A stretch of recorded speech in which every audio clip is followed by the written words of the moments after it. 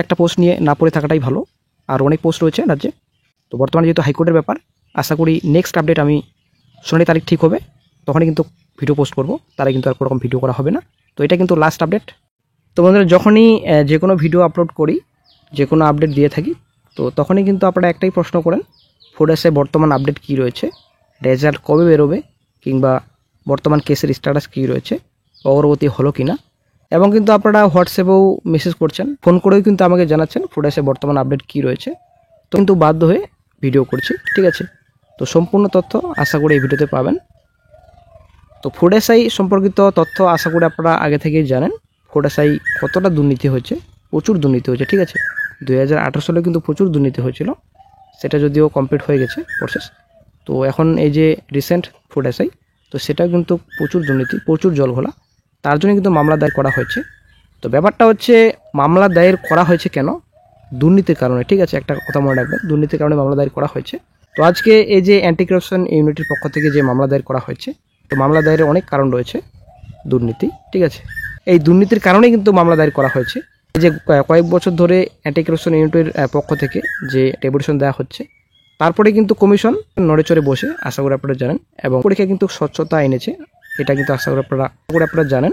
কারণ এই যে কিউআর কোড আগের পরীক্ষা কিন্তু ছিল না, এখন কিন্তু কিউআর কোডও কিন্তু বসাচ্ছেন প্রশ্নপত্রে, আশা করি আপনারা দেখছেন প্রশ্নে। তো পিএসসি দুর্নীতিমুক্ত মঞ্চকে ধন্যবাদ জানাচ্ছি, এবং পিএসসি অ্যান্টি কারাপশন ইউনিটি একটা গ্রুপ রয়েছে, তো তাদেরকেও অসংখ্য ধন্যবাদ জানাচ্ছি। কারণ আজকে ইনাদের জন্যই কিন্তু কমিশন স্বচ্ছতার সাথে রিক্রুটমেন্ট প্রসেস কমপ্লিট করছে। তো এখানে সম্পূর্ণ ডিটেলস রয়েছে, কেসের ফাইল নাম্বার রয়েছে, রেজিস্ট্রেশন নাম্বার রয়েছে, ফাইলিং ডেট রয়েছে। তো চলে আসছে নেক্সটে, কেসের ফার্স্ট হিয়ারিং ডেট 18 এপ্রিল, এখানে নেক্সট হিয়ারিং ডেট 1 সেপ্টেম্বর, ঠিক আছে। যদিও এই ডেটে কোনো রকম হিয়ারিং হয়নি। তো অর্পণ দত্ত, অ্যাডভোকেট সিজির চক্রবর্তী, পিটিশনার অ্যাডভোকেট, রেসপন্ডেন্ট এখানে রয়েছেন, ঠিক আছে, state of West Bengal. Then চলে আসছে নেক্সটে, এখানে সম্পূর্ণ ডিটেলস রয়েছে। তো এখানে আপনারা দেখতে পাচ্ছেন অন স্ক্রিনে 1/9/25, তো 1/9/25 এখন বর্তমান নেক্সট 3/11/25 হিয়ারিং ডেট রাখা হয়েছে। তো বন্ধুরা, এর আগের আপডেট তো আশা করি আপনারা জানেন যে এর আগে 18 আগস্ট আইনজীবী শামীম আহমদ স্যার ফুড এসআই মামলার মেনশন করানোর জন্য বিচারপতি সৌগত ভট্টাচার্যের বেঞ্চে যান, এবং মামলা সংক্রান্ত তথ্যাদি অ্যাপ্লিকেশন আকারে জমা দিয়েছিলেন আর্জেন্টলি, ঠিক আছে। তো মামলা মেনশনের আবেদন জানান বিচারপতির সাথে কথোপকথন পর উনি সেপ্টেম্বর মান্থলি কম্বাইন্ড লিস্টে অ্যাপ্লিকেশন হেডিং তালিকা মামলা মেনশনের জন্য অনুমতি দিয়েছিলেন। সেই অনুযায়ী সেপ্টেম্বর মাসের মান্থলি কম্বাইন্ড লিস্টে মামলাটির অন্তর্ভুক্তিকরণ হয়, কিন্তু গোলযোগ বাদে অন্য জায়গায় সেপ্টেম্বরের তালিকা প্রকাশিত হলে দেখা যায় অ্যাপ্লিকেশন হেডিংয়ের জায়গায় মামলাটি পুনরায় এসএন ম্যাটার্স হিসেবেই তালিকাভুক্ত হয়। এসএন ম্যাটার্স বিষয়টি নিয়ে একটু জানিয়ে রাখি। এক্ষেত্রে যে বিচারপতির কাছে মামলা অ্যাসাইন হয়, সেই বিচারপতি মামলা শোনেন। 5-6 মাস অন্তর হাইকোর্টের নিয়ম মাফিক রোস্টার পরিবর্তন হলে অ্যাসাইন ম্যাটার ক্ষেত্রে বিচারপতি বেঞ্চ পরিবর্তন হয় না। এখানে জানিয়ে রাখি, আমাদের আইনজীবী শামীম আহমেদ কিন্তু পূর্বের বর্তমান বিচারপতির কাছে মামলা অ্যাসাইন ম্যাটার হিসেবে তালিকাভুক্ত করাননি। বাকি যারা ফুড এসআই নিয়ে মামলা করেছে, তারাই নতুন করে আমাদের ফুড এসআই মামলার সাথে ট্যাগ করে মামলাটি অ্যাসাইন করেছেন। তো মামলা অন্তর্ভুক্তের বিষয় নিয়ে আইনজীবী পুনরায় 1 সেপ্টেম্বর তো বিচারপতি দৃষ্টি আকর্ষণ করেন।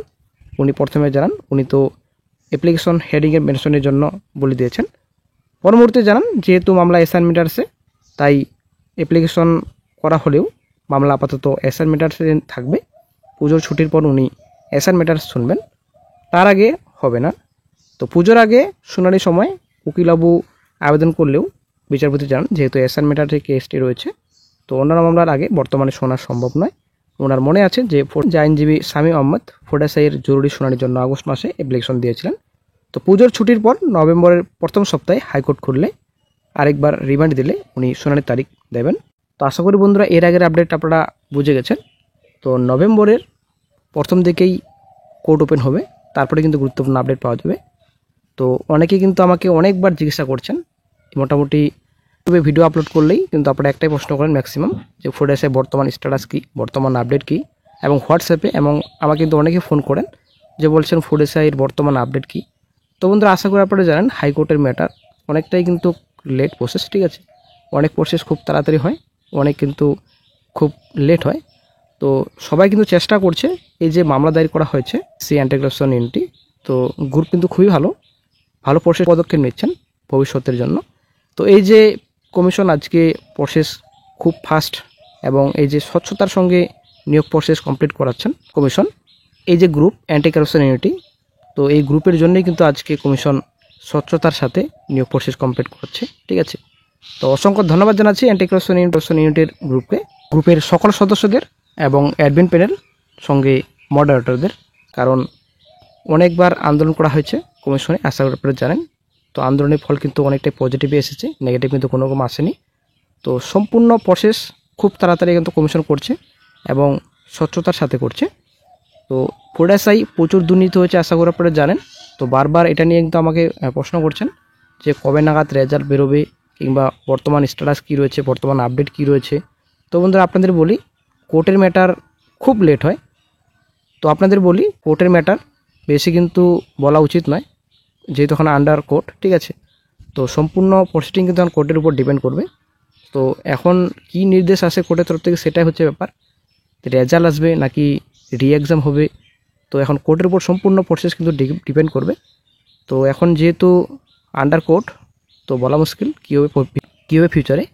তাই বন্ধু আপনাদের বলে দিই, আপনারা কিন্তু ফুড এসআই তো রয়েছেই, ঠিক আছে, আদার্স পোস্টের দিকে আপনারা অবশ্যই মনোযোগ দিন। আদার্স অনেক পোস্ট রয়েছে, পিএসসি ক্লার্কশিপ রয়েছে, পিএসসি মেসেলান্স রয়েছে, পিএসসি অনেক পোস্ট রয়েছে। ঠিক আছে, ফরেস্টও আসবে খুব শীঘ্রই, হয়তো স্কুল এসে আসবে শীঘ্রই। আদার্স প্রচুর পোস্ট রয়েছে, এমবিআই রয়েছে, তারপর এদিকে আপনাদের আইডিও রয়েছে।